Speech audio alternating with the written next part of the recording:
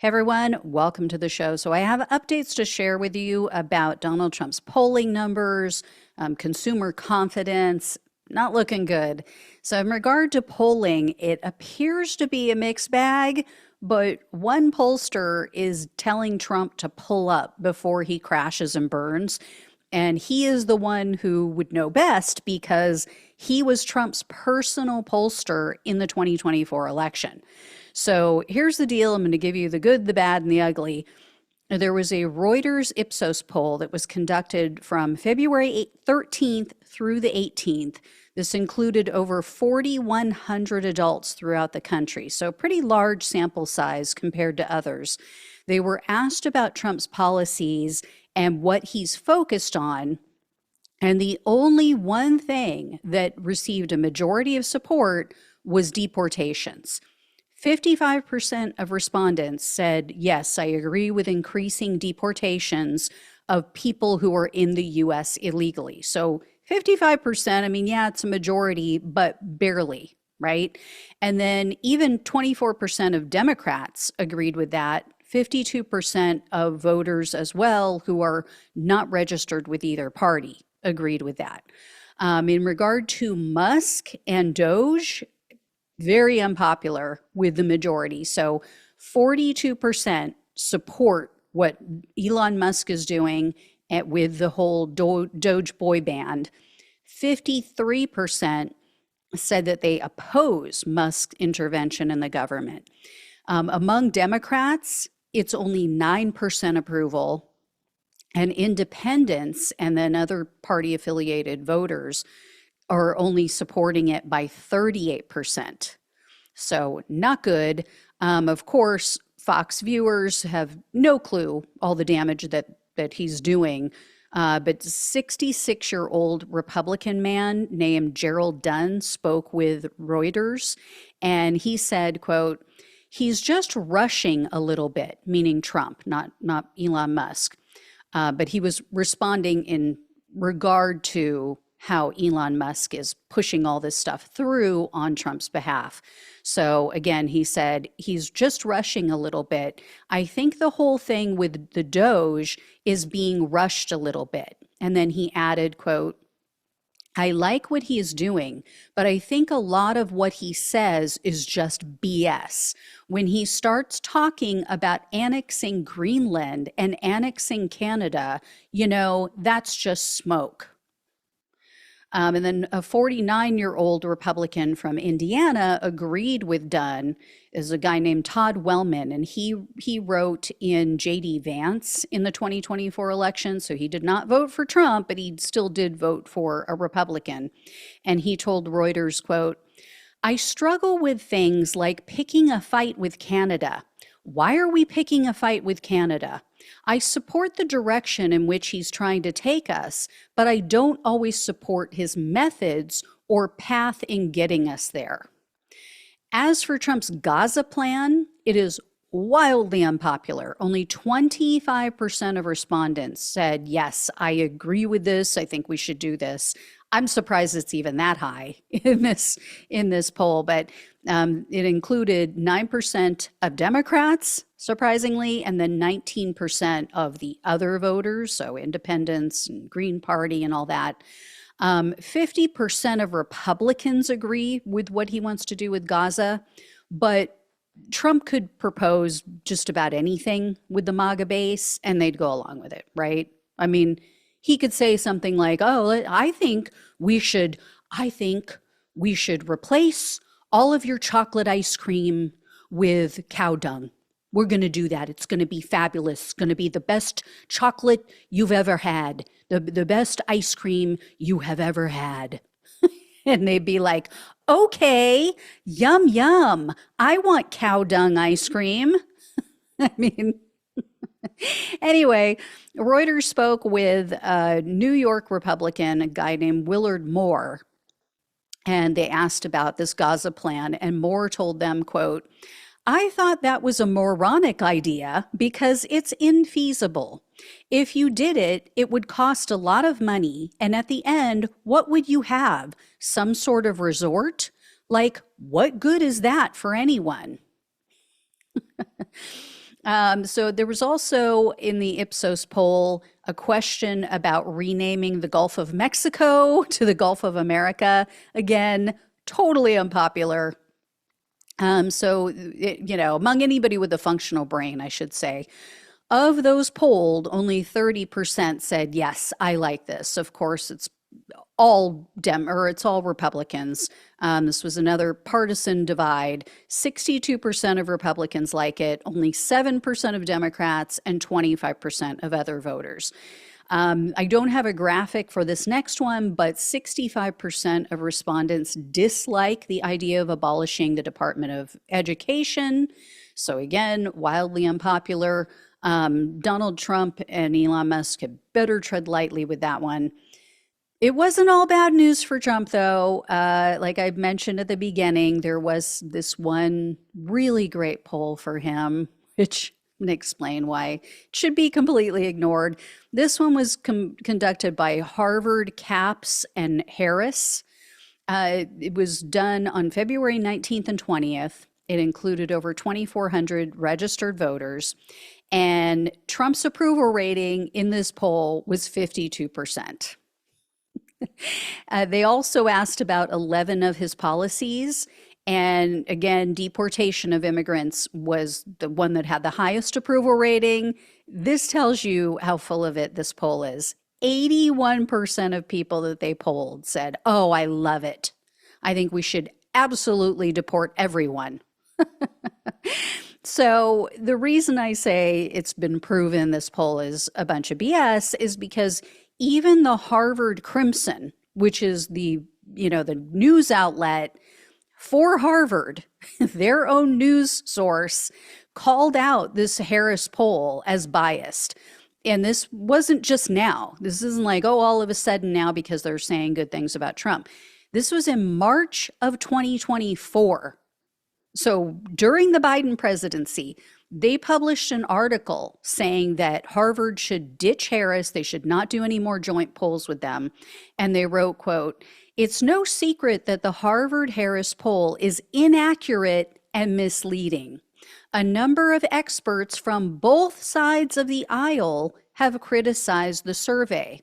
538, a public opinion blog that aggregates political polls, recently ranked Harris insights and analytics in the bottom 50% of American pollsters." So absolutely, Donald Trump is going to cite this poll. I guarantee if he has not already, he's going to be saying, oh, look at how great I'm doing. Look at how popular I am. Anyway, here's what the public should be paying attention to and what I guarantee has the Republicans' hair on fire right now, even though they will never say it publicly. But Trump's personal pollster, guy named Tony Fabrizio, he issued a warning. He put out this memo February 14th. He had conducted a poll. This was specifically done in toss-up districts. So these are districts that nobody can call at this point. They're so purple, they are so on edge, they could go either way, red or blue. He said in this memo that 59% of voters in the, quote, most competitive congressional districts are concerned, their top priority is cost of living. I mean, wow, big shock, right? That's what we heard over and over again. So this is their top worry. And Fabrizio wrote, quote, "They also prioritize by a wide margin helping working class families when it comes to changing tax policy. This context helps explain why extending tax credits that allow working families to afford premiums for health insurance they buy. This context helps explain why extending tax credits that allow working families to afford premiums for health insurance they buy directly is supported by 4 out of 5 voters and can significantly help Republicans currently behind in these key districts to win in the 2026 midterm elections." So in other words, Republicans, you're not doing well in these swing districts, and you should not, under any circumstances, cut the Obamacare subsidies, the affordable care subsidies that are helping people to afford health insurance. So, wow, how things have changed, right? They went from trying to get rid of the ACA, the Affordable Care Act, to now saying, you better not, you better keep these things in place or you're going to lose. This report also said that 61% of swing voters agree that the cost of living is their biggest concern. And he warned Republicans that these swing voters are, quote, voters who don't typically vote straight party tickets and often decide close election outcomes in districts like these. So again, in other words, don't piss off these people. 61% of them say cost of living is their biggest issue, and they're teetering on the brink, and you better not piss them off. And then they added in this report that cost of living is top of mind for, quote, a majority of Trump voters, 53%. So not as high as the swing voters, but still very, very significant as far as their top concerns. And they said specifically, as far as cost of living goes, what they're worried about is groceries, healthcare costs, and taxes. All of the things that Donald Trump is not focused on. And check out the new polling regarding the economy. Economy is currently good or excellent. Look at this. In April of 2017, it was 40%. Look at where we are in February of 2025, just half that level. So this is the current economy. How about the future economy? Is the economy getting worse or better? And all I can say is, yikes. Yikes. Again, compare it to where we were in the first term at this point, April of 2017, 53%. The majority said it was getting better. How about now in February of 2025? The majority say it's getting worse. 59% compared to just 35% who say it's getting better. Worse is higher now than at any point in Trump's first term pre-COVID. So that was Harry Enton over at CNN, for those who are listening on the podcast. But that was not a CNN poll. So it is not looking good. I mean, people are not happy about the economy right now. And that is probably why consumer confidence is tanking. The AP reported, the Associated Press, that consumer confidence just had its biggest drop since August of 2021. And there's a business research group. This is called the Conference Board. They announced that consumer confidence fell. It was a rating of 105.3 in January. It is now only 98.3 in February. And economists were saying, well, we expected it to drop to 103.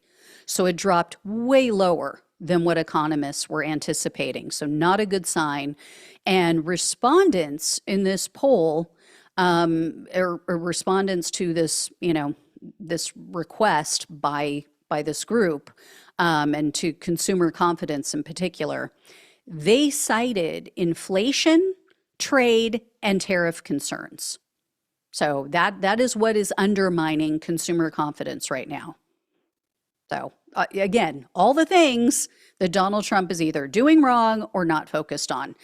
They also reported that Americans are expecting really bad outcomes, or I should say negative outcomes, for income, businesses, and the job market. So their expectations for those three areas dropped to 72.9%. Or I guess I don't know what they're referencing, like if this is a percentage, if that, what they're basing this on, I should say, what their metric system is. But this conference board warned that anything under 80 signals that we are possibly heading into a recession. So that is not good. Again, it was 72.9. Anything under 80, it means potential recession. So they issued this report today, and it caused a major sell-off on Wall Street this morning. All like S&P 500, all the different, all of the different stock models fell. So Trump is clearly already pissing people off, and not just the Dems, not just the stupid libs. So he is going to have to pull a rabbit out of a hat to pull the economy out of a tailspin that he personally has tanked. So nobody else to blame but himself. And then if we go back to the Fabrizio report, in his poll, they asked people specifically about tax priorities, what their tax priorities are, and they gave them a list of a bunch of different things. The vast majority of these people, 63%, said their number one issue, as far as tax priorities go, is helping working class families. They said that should be the greatest priority for this administration.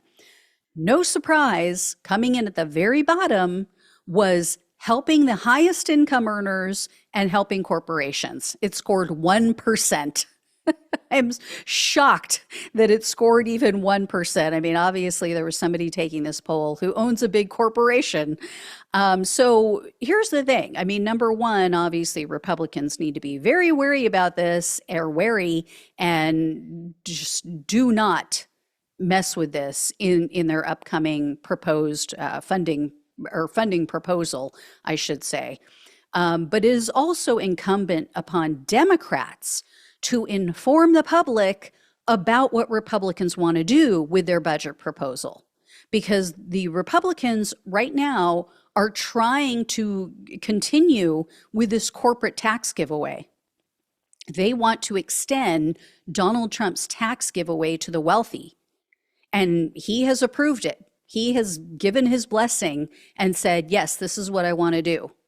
So I don't know if he's just going to ignore this poll or what. But anyway, I mean, it would be good if he does, because it gives the Democrats a wide berth and a perfect talking point. Also, this report is a roadmap. It is like a gold mine for Democrats. Respondents were asked about, again, specific tax policies, and expanding child tax credits had massive support. 75% of all of these voters that they polled said, yes, I want that. Even 71% of Trump voters. So another thing they asked about was in regard to tax breaks and what people want. They asked about the SALT tax deductions, which is the state and local taxes. People want to increase, by and large, the people that were polled want to increase the cap, raise the cap on these SALT deductions.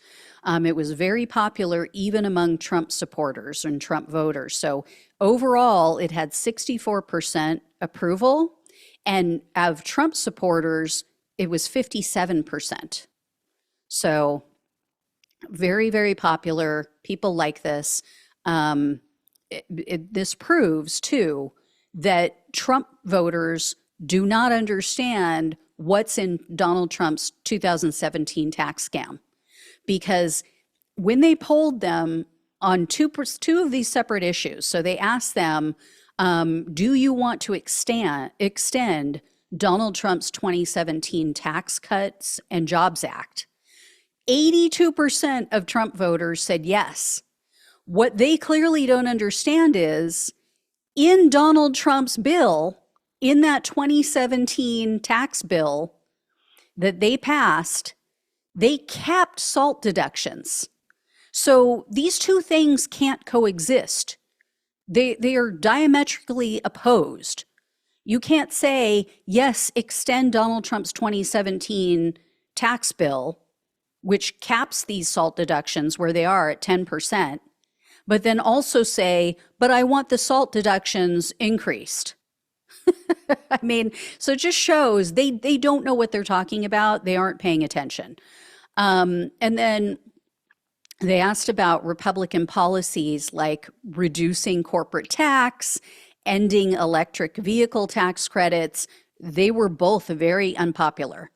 So 34% did not like the idea, well, only, or I should say 34% liked the idea of reducing corporate taxes. So very low approval rating. And then only 42% said, yes, let's end the electric vehicle tax credit. So, and that was among all voters. However, when they asked Trump voters, do you want to lower corporate taxes? 54% said yes. So Trump voters, for some reason, are obviously still buying into this whole BS about trickle down economics and think that, oh, the more these corporations make, the more that they're going to pay their employees. No, the only thing they do is stock buybacks. So I wish that they would wake up. But Fabrizio, in this memo, in this report, he warned that when they tested head-to-head matchups, so when they tested like a Democratic candidate versus a Republican candidate, and they said that a candidate supports cutting corporate taxes, whichever candidate supported cutting corporate taxes lost. So if the Republican in a head-to-head matchup cuts corporate taxes, they said that they will lose by an average of 3 points. So very, very clear. And you know, the reason is because of swing voters. It's because of independents, because of all the Democrats. So when you do that, when you cut corporate taxes, it swings the election to Democrats. So let's hope that the Republicans do that, and let's hope that the Democrats can, for once, put out a message, can put out a cohesive message and get everybody out there talking about the same damn thing. And this should really concern the Republicans. Fabrizio's pollsters asked if the midterm elections were held today, again, this came out February 14th, so this is current. If the midterm elections were held today, would you vote for the Democrats or the Republicans to control Congress? 41% said that they would vote for a Republican candidate. 45% said that they would vote for the Democrats. And I think that this is the backlash to everything that Elon Musk and his Doge boy band is doing. I think that people are like, oh my God, I never thought that Donald Trump would have no brakes. I didn't think that he would have no guardrails and we would have no way of checking his power, and he is out of control. So I think that that's what this is about. They also asked about how Donald Trump is doing. You know, what do you think of the job he's doing as president? 47% approve, 49% disapprove. Again, this is Fabrizio's poll. This is the guy who worked with Donald Trump and gave him all of his poll numbers throughout the 2024 election. This is the guy he trusts. So, and Fabrizio's numbers fall in line with an Economist YouGov poll that was conducted. So the Economist YouGov poll showed Donald Trump under 50% approval rating. Elon Musk had an even lower approval rating than Donald Trump. And as for his Doge boy band, it was supported by approximately only 1/3 of Americans. So, you know, approximately 33% of the American people that they polled were like, oh yeah, I like what Doge is doing. So essentially just Trump's hardcore supporters. They better wake up. I mean, I hope they don't. I really do. I hope that Donald Trump and the Republicans just sleepwalk through until the midterm election. I hope they keep doing what they're doing. Anyway, thank you all so much for watching and listening. Please like this video. Please share it. Subscribe. Please donate if you can. Love you all. Take care. Talk with you soon.